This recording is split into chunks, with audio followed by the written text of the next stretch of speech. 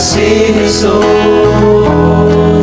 nga mao'y tuburan sa tanang butang.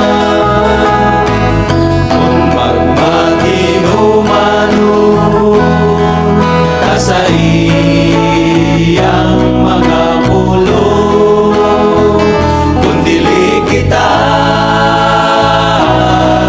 magabuhat sa igon, sa gamhanang Diyos kita may tulubaron.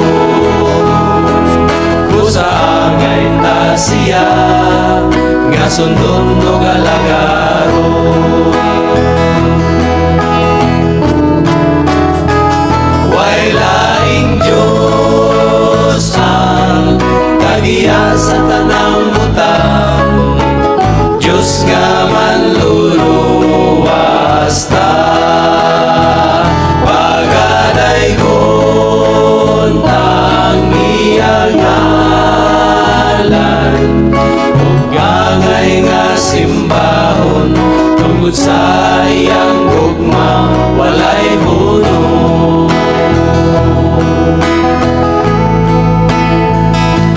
Daygon ta ang langit nung amahan, kay siya ang manluluwas ta. Magahatag ka na to o paglaong luyo sa pagsulay, buligan o kakayon kita niya diha sa gamhanan diyang bukton. Kini maghatod nato sa giliran sa Ginoo.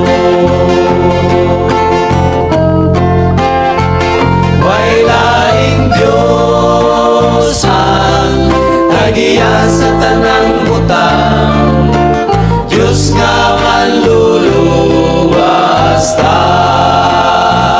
Pagadaygon ang iyang ngalan, ug angay nga simbahon tungod sa iyang gugma walay hunong. Way laing Diyos ang kagiya sa tanang butang, Diyos nga manluluwas ta.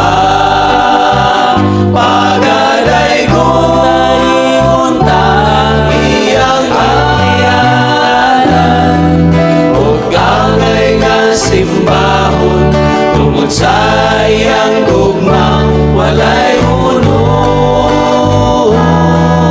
Ug angay nga simbahon tungod sa iyang gugma walay